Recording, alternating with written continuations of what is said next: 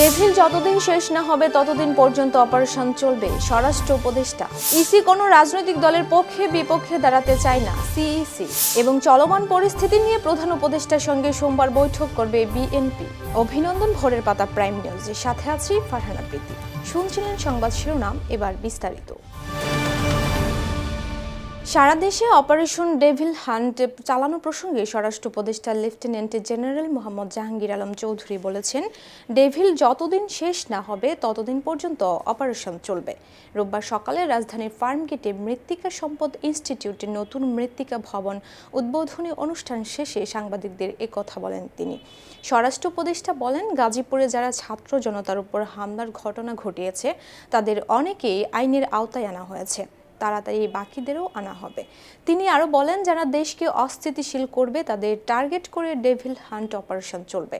গত শুক্রবার রাতে গাজীপুরে পতিত ফ্যাসিস্ট সরকারের মন্ত্রী আকম মোজাম্মেল হকের বাড়িতে শিক্ষার্থীদের উপর সন্ত্রাসী হামলার পর নড়েচড়ে বসে স্বরাষ্ট্র মন্ত্রণালয় ঘোষণা দেয় অপারেশন ডেভিল হান্ট অভিযানের। এরপর শনিবার রাত থেকে সাঁড়াশি অভিযান শুরু করে যৌথ বাহিনী। গুরুত্বপূর্ণ মোড়ে টহল জোরদার করা হয়। যারা যারা ব্যাংক ডাকাতির সঙ্গে জড়িত তাদের আইনের আওতায় আনার জন্য প্রধান উপদেষ্টা নির্দেশ দিয়েছেন বলে জানিয়েছেন প্রধান উপদেষ্টার প্রেস সচিব শফিকুল আলম। রোববার বিকেলে ফরেন সার্ভিস একাডেমির মিলনায়তনে এক ব্রিফিংয়ে তিনি এসব কথা বলেন। শফিকুল আলম বলেন, ব্যাংক খাতের শীর্ষ কর্মকর্তাদের সঙ্গে মিটিংয়ে প্রফেসর ইউনুস বলেছেন, যাদের বিরুদ্ধে সুনির্দিষ্ট অভিযোগ আছে তাদের খুব দ্রুত আইনের আওতায় আনতে হবে। তারা যেন আইনের আওতার বাইরে না থাকে, যে কোনোভাবে হোক তাদের আইনের আওতায় আনতে হবে। যারা এ কাজ করেছেন তারা মূলত বাংলাদেশের মানুষের টাকা মেরে দিয়েছেন, তাদের যে করে হোক আইনের আওতায় আনতে হবে। সংস্কার কমিশনের প্রস্তাব সুষ্ঠু নির্বাচনের অন্তরায় হলে সেক্ষেত্রে বাধা দেওয়া হবে বলে জানিয়েছেন বিএনপি স্থায়ী কমিটির সদস্য নজরুল ইসলাম খান। বিকেলে নির্বাচন কমিশনের সাথে বৈঠক শেষে তিনি এসব কথা বলেন। সংস্কার কমিশনের প্রস্তাব নিয়ে রাজনৈতিক দলের সাথে আলোচনা করার তাগিদ দেন বিএনপির এই নেতা। আগামীকাল আপনারা জানেন যে প্রধান উপদেষ্টার সঙ্গে আমাদের একটা আলোচনা আছে, আমরা সেখানে প্রসঙ্গটি নিয়ে আলোচনা করব। সংস্কার কমিশন যে সুপারিশ করবে সেই সুপারিশ নিয়ে স্টেক হোল্ডারদের সঙ্গে সরকার আলোচনা করবে, কইরা যে সিদ্ধান্ত হবে সেই সিদ্ধান্তের আলোকে যদি আইনের পরিবর্তন হয় বা বিধানের পরিবর্তন হয়, নির্বাচন কমিশনকে সেটা মানতে হবে। কিন্তু প্রশ্ন যেটা সেটা হলো, তো সেটা কিছুই তো হয় নাই এখনো। দেখেন, এটা তো তাদের ব্যাপার, এটা তারা বলবে।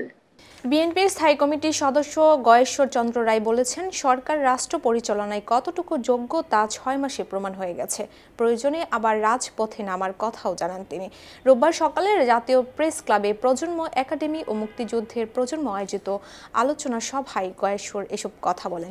বিএনপির স্থায়ী কমিটির সদস্য বলেন, এই সরকার রাষ্ট্র পরিচালনায় কতটুকু যোগ্যতা 6 মাসে প্রমাণ হয়ে গেছে। সোজা আঙ্গুলে ঘি না উঠলে আমার মনে হয় আমাদের আবার রাজপথে নামতে হবে। গয়েশ্বর বলেন, বিচার না করতে পারলে ভোটের আয়োজন করা হবে না, এটা হতে পারে না। সংস্কারের কথা বলে সরকার কালক্ষেপণ করতে চাচ্ছে বলেও অভিযোগ করেন তিনি। দেশের বর্তমান পরিস্থিতি নিয়ে দলীয় অবস্থান তুলে ধরতে আগামীকাল সোমবার অন্তর্বর্তী সরকারের প্রধান উপদেষ্টার সঙ্গে সাক্ষাৎ করবেন বিএনপির প্রতিনিধি দল। সোমবার সন্ধ্যায় প্রধান উপদেষ্টার সরকারি বাসভবন যমুনায় এই বৈঠক অনুষ্ঠিত হওয়ার কথা রয়েছে। বিএনপি চেয়ারপারসনের প্রেস উইং এর সদস্য সাইরুল কবির খান এই তথ্য জানিয়েছেন। তিনি জানান, বৈঠকে বিএনপি নেতারা প্রধান উপদেষ্টার সঙ্গে দেখা করে দেশের সার্বিক পরিস্থিতি নিয়ে দলের অবস্থানের কথা তুলে ধরবেন। এর আগে শুক্রবার রাজধানীর গুলশানে চেয়ারপারসনের রাজনৈতিক কার্যালয়ে বিএনপি স্থায়ী কমিটির এক জরুরি বৈঠকে বিষয়গুলো নিয়ে আলোচনা ও সিদ্ধান্ত নেওয়া হয়েছে। রাষ্ট্র কাঠামো মেরামতের রূপরেখা 31 দফা শীর্ষক তেজগাঁও শিল্পাঞ্চল থানার কর্মশালা অনুষ্ঠিত হয়েছে। বিকেলে তেজগাঁও পলিটিক্যাল মাঠ কলোনি বাজার এলাকায় এই কর্মশালা হয়। এতে প্রধান অতিথি হিসেবে উপস্থিত ছিলেন ঢাকা মহানগর উত্তর বিএনপির আহ্বায়ক আমিনুল। এই কর্মশালায় তেজগাঁও শিল্পাঞ্চল থানা বিএনপির সকল ইউনিটের নেতাকর্মী অংশ নেন। আমিনুল হক বলেন, রাষ্ট্র কাঠামো মেরামতের রূপরেখা 31 দফা সবার কাছে পৌঁছে দিতে হবে। 31 দফা যে রূপরেখা দিয়েছে সেই রূপরেখা বাংলাদেশের ধ্বংসস্তূপ রাষ্ট্র কাঠামোকে নতুনভাবে ঢেলে সাজানোকে নতুনভাবে পুনর্গঠন করবে। সকলকে ধন্যবাদ। বাংলাদেশ জিন্দাবাদ, বাংলাদেশ জাতীয়তাবাদী দল বিএনপি জিন্দাবাদ। রাষ্ট্রপতি জিয়াউর রহমান অমর হোক। শিল্পাঞ্চল ধারা বিএনপি জিন্দাবাদ। কমিশনের কেউ কোনো রাজনীতিতে ঢুকতে চান না উল্লেখ করে প্রধান নির্বাচন কমিশনার এএমএম নাসির উদ্দিন বলেছেন, কোনো রাজনৈতিক দলের পক্ষে বা বিপক্ষে দাঁড়াতে চান না, তারা নিরপেক্ষ থাকতে চান। এক্ষেত্রে সবার সহযোগিতা চেয়েছে। নাসির উদ্দিন বলেন, সব জায়গায় মতভেদ থাকবে, ভিন্নমত মানেই বিপক্ষে না, একই বিষয়ে ভিন্নমত থাকবেই। এই জিনিসটা অনেকেই মানতে পারে না, তবে আমার মানার অভ্যাস আছে। তাকে নিয়ে সমালোচনা করলে ধরে নেব কোনো ঘাটতি বা সমস্যা রয়েছে, তখন নিজেকে শুধরে নেবেন বলেও জানান তিনি। রোববার দুপুরে নির্বাচন কমিশনের খবর সংগ্রহ করা সাংবাদিকদের সংগঠন reporters forum for election and ডেমোক্রেসির বার্ষিক সাধারণ সভা ও পুরস্কার বিতরণী অনুষ্ঠানে তিনি এসব কথা বলেন। ঢাকার আগারগাঁওয়ে নির্বাচন ভবনে এই অনুষ্ঠানের আয়োজন করা হয়। শিক্ষকদের জন্য আগামী বাজেটে কিছু করার চেষ্টা করেছেন বলে জানিয়েছেন অর্থ উপদেষ্টা ডক্টর সালাউদ্দিন আহমেদ।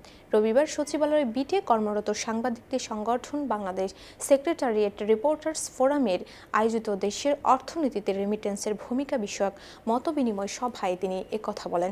শিক্ষকদের দাবির বিষয়ে এক প্রশ্নের জবাবে সালাউদ্দিন আহমেদ বলেন, আমরা দেখছি আগামী বাজেটে তাদের জন্য কি করা যায়, চেষ্টা করে যাচ্ছি। শিক্ষকদের অনেক দাবি।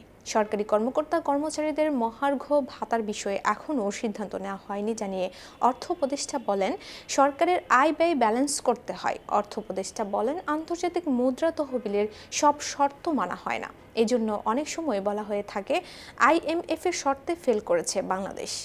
প্রশাসনে 2009 সাল থেকে বিভিন্ন সময়ে বঞ্চিত থাকা বিভিন্ন পর্যায়ে 764 জন কর্মকর্তাকে ভূতাপেক্ষ পদোন্নতি দিয়েছে সরকার। এদের সচিব পদে 119 জন, অতিরিক্ত সচিব পদে 528 জন, গ্রেড 1 পদে 41 জন, যুগ্ম সচিব পদে 72 জন এবং উপসচিব পদে 4 জনকে পদোন্নতি দেওয়া হয়েছে।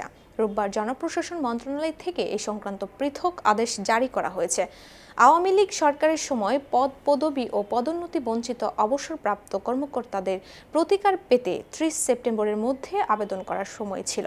পরে আরও 3 দিন সময় বাড়ানো হয়। এই সময় কমিটি 1540 জনের মতো আবেদন পায়। তা যাচাই বাছাই করে 764 জন কর্মকর্তাকে ভূতাপেক্ষার সুযোগ সুবিধা নিয়ে পদোন্নতি দেওয়ার সুপারিশ করে। গণ আন্দোলনে গত বছর 5 আগস্ট আওয়ামী লীগ সরকারের পতন হয়। এরপর মোহাম্মদ ইউনূসের নেতৃত্বে শপথ নেওয়া অন্তর্বর্তী সরকার প্রশাসনের রদবদল উল্লেখযোগ্য সংখ্যক কর্মকর্তাকে বাধ্যতামূলক অবসর, চুক্তিভিত্তিক নিয়োগ বাতিল এবং গত সরকারের আমলে বঞ্চিতদের পদোন্নতির সিদ্ধান্ত নেয়। সে ধারাবাহিকতায় 764 কর্মকর্তাকে পদোন্নতির অনুমোদন দেওয়ার খবর এলো। এবার আন্তর্জাতিক সংবাদ।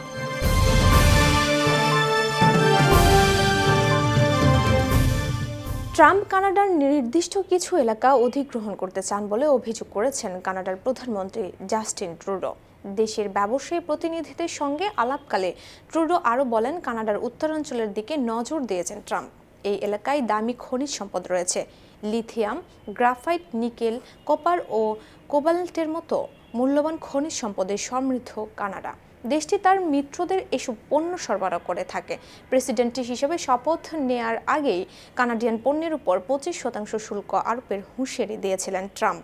এই সিদ্ধান্ত আপাতত 30 দিনের জন্য স্থগিত রেখেছেন মার্কিন প্রেসিডেন্ট। তবে কানাডা নিয়ে বিদ্রূপ করেই যাচ্ছেন ট্রাম্প।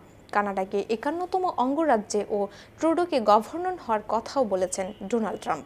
অন্যদিকে শুল্ক নিয়ে কানাডার দুশ্চিন্তা এখনও কমেনি। তাই টরন্টোয় ব্যবসায়ী প্রতিনিধি ও নিজ দল লেবার পার্টির নেতাদের নিয়ে আলোচনায় বসেছিলেন ট্রুডো। এবার বিনোদনের সংবাদ।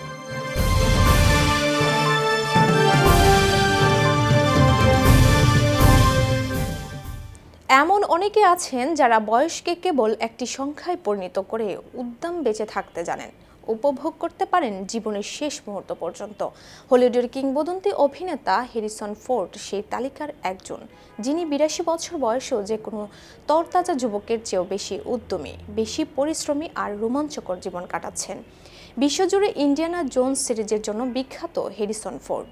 সেই 1981 সালে Raiders of the Lost Ark ছবি দিয়ে সিরিজটি শুরু করেছিলেন ফোর্ড।